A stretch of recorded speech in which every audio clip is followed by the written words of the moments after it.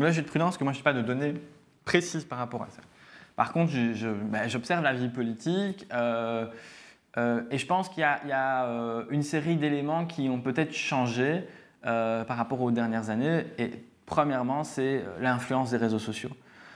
Avant, vous aviez une parole qui était systématiquement médiatisée, je pense, de l'extrême droite. Alors, côté francophone, vous avez ce cordon sanitaire qui est toujours présent et qui limite drastiquement l'exposition médiatique de l'extrême droite, ce qui n'est pas le cas de côté néerlandophone.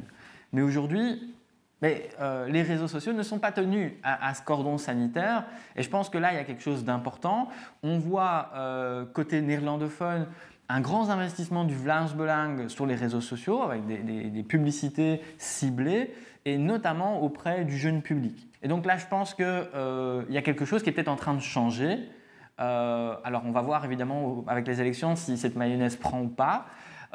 Mais effectivement, la question des extrêmes s'aborde peut-être un peu différemment parce qu'elle a des moyens aujourd'hui de toucher le jeune public qui sont différents d'auparavant.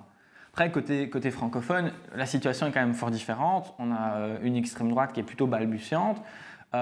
Mais je ne sous-estimerai pas le public potentiel qui pourrait être en fait attiré par ce type d'idée. Je pense que le public, il est là. Il ne faut pas se dire que parce qu'on a un cordon sanitaire médiatique côté francophone, que les jeunes sont protégés de l'extrême droite. Ce n'est pas forcément vrai. Et aujourd'hui, on voit que l'extrême droite a d'autres moyens pour pouvoir interagir avec les jeunes.